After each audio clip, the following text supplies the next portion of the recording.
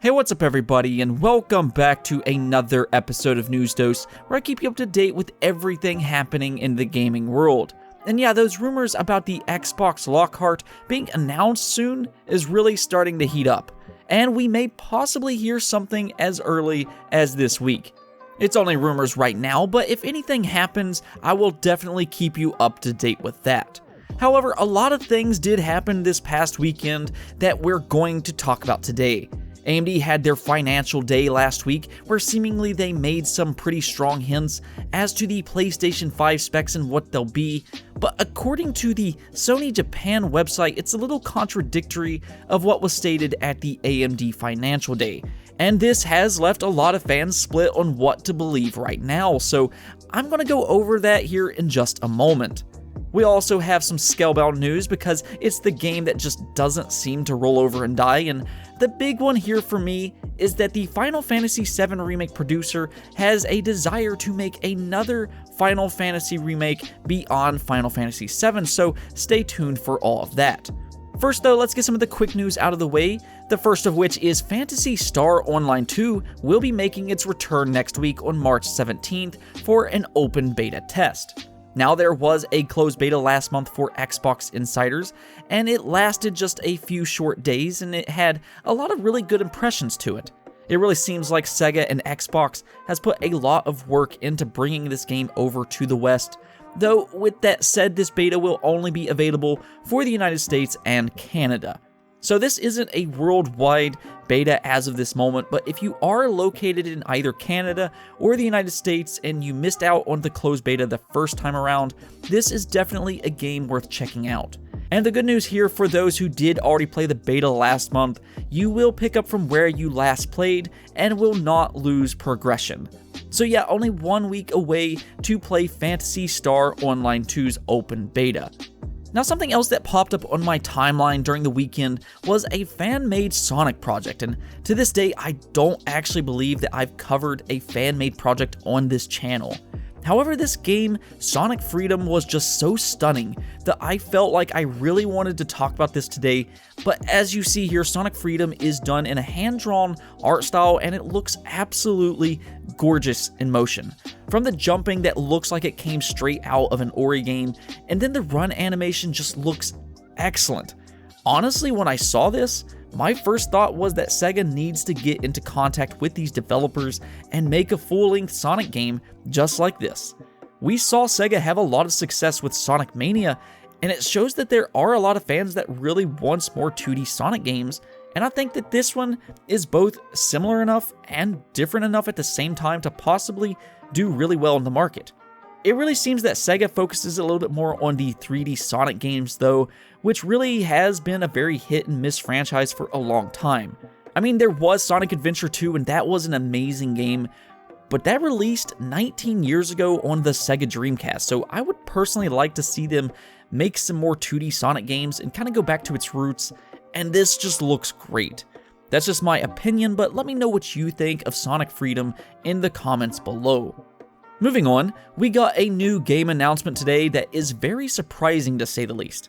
So in the past, we've seen several 2D games get ported over to virtual reality such as Skyrim, Hellblade, The Talos Principle, and the list just kind of goes on and on. However, we're seeing the flip side today as a PlayStation virtual reality exclusive is being ported over to Xbox One, Nintendo Switch, PC, and the PlayStation 4 in 2D.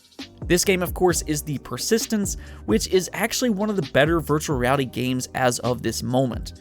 This is a sci-fi horror game, and like I said, this is probably one of the best PSVR games available right now. I don't know how well it's going to translate to a 2D game because there is a lot more competition there, so I'm not too sure on that one, but the thing is, and this is probably the best news about this, is that the Persistence will also be coming to PC VR. That right there is great in my opinion, as PC VR will be getting another really high quality virtual reality title, and of course you have Half-Life Alyx, and that's coming over to PC VR in just a few short weeks. Nonetheless, the Persistence will be available sometime this summer. Let me know though, if you have tried the Persistence, do you think it will translate to being a good 2D game or not? Let me know.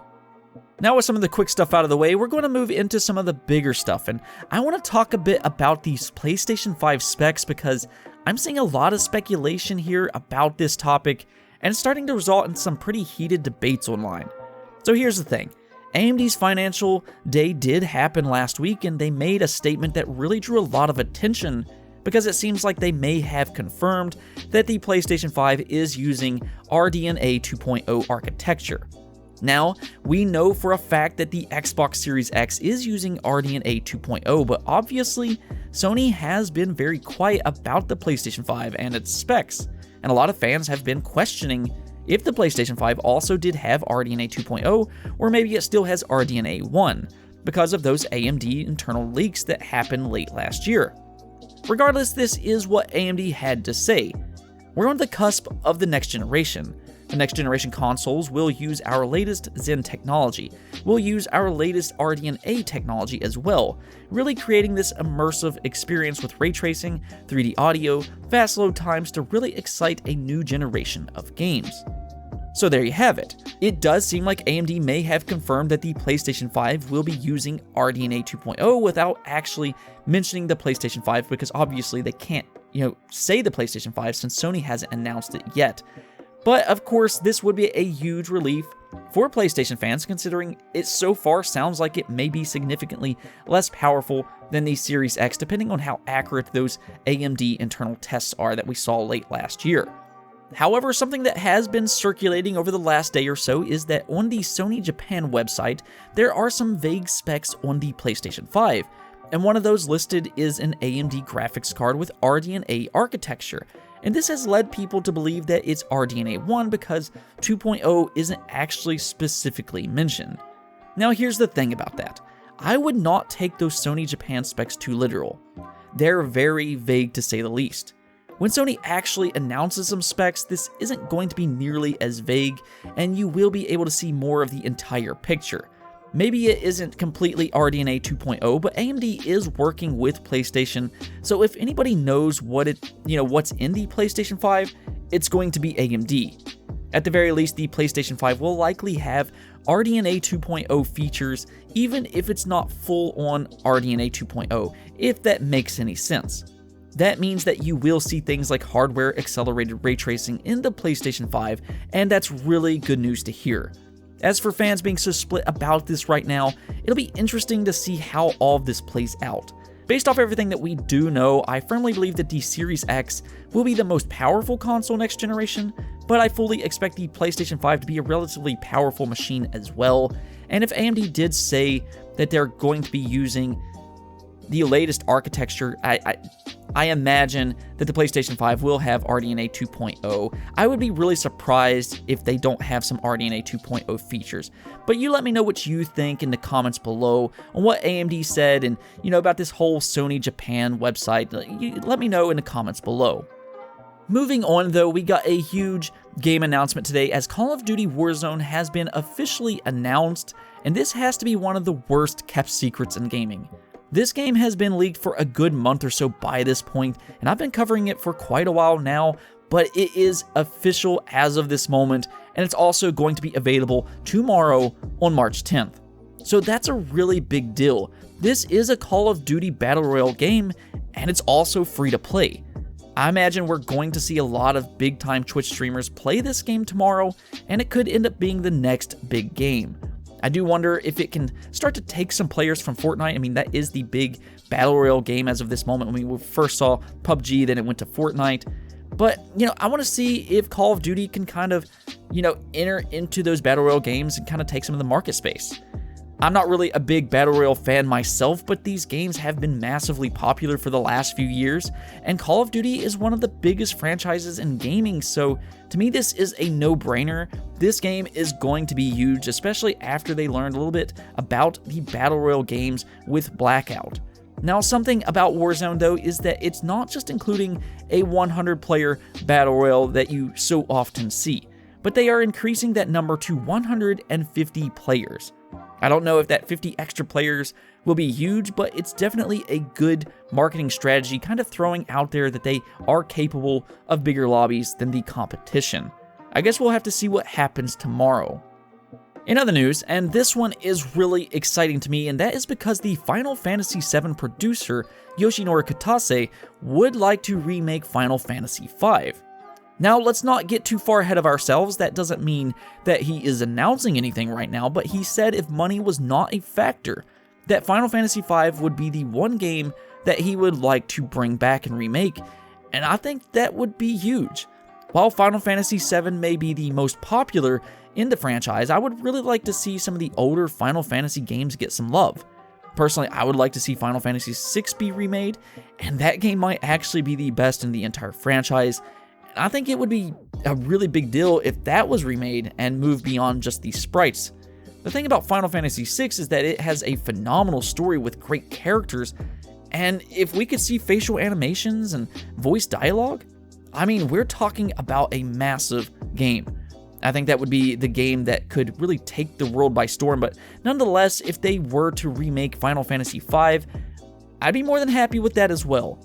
I think for me, and this is something that I have been covering a lot recently, but I do want to see some of these older 90s games get remade so they can be fully realized. I think that there's a lot of these 90s games that are some of the best games ever made, and not only would I like to replay them with high production values, but also it would be nice to see modern gamers get to enjoy these games as well. We're seeing it with Final Fantasy VII and the Resident Evil franchise, but let's not stop there. Let's keep bringing back some of these old games like Final Fantasy V, you have Final Fantasy VI, Chrono Trigger, and really the list just kind of goes on and on. But let me ask you, if Square Enix did remake another Final Fantasy game beyond 7, what would you like to see them do? Now, the last topic of the day, we got some weird Scalebound news this weekend. I mean, this game just seems like it keeps popping back up after it was canceled by Xbox a few years ago, but the creative director behind Scalebound, Hideki Kamiya, during a stream for Wonderful 101, flat out said that he wants to make Scalebound and that we fans should email Microsoft. Now, to be fair, Kamiya does tell his fans to email different publishers all the time about working on a game, and he also wants fans to let Capcom know that we want Beautiful Joe 3.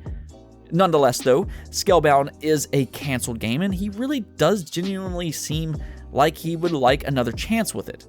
I myself would love to see Xbox take a chance here and work with Platinum Games yet again, and hopefully this time around with some better hardware in the Series X, it could run better. I mean, the first time it did have poor frame rate, but hopefully it could just end up being a great game. I mean, the game itself, it had a lot of potential. I mean, we just didn't really get to see the end result. Hideki Kamiya and Platinum Games is extremely talented, so I mean, I say take a chance. Why not? Now, I know that probably won't happen. Microsoft wasted a lot of money supporting Platinum Games the first time, and they didn't really deliver. According to rumors, Platinum Games took the Scalebound budget and funneled it into other projects, which is why Scalebound struggled in development. In fact, an ex-Platinum Games developer chimed in on this subject this weekend and solely blames Platinum Games for Scalebound being cancelled. This is what he had to say. "We had our chance. We failed. They know why we failed. Lots of great people left after we failed. Some because we failed. I'm sad that it is now a drunken meme." And from the sounds of it there, it looks like Platinum Games really messed up with Scalebound. I'm not really sure that we will ever know exactly what happened, but we've heard from multiple developers in Platinum Games, including by Kamiya himself, that they don't blame Microsoft for canceling Scalebound. Either way, I continue to hope that they can bring it back somehow, but I know it is very doubtful. Anyways, though, that's it for this episode, but if you liked the video, don't forget to hit the bell notification and subscribe button for more content just like this. Peace out.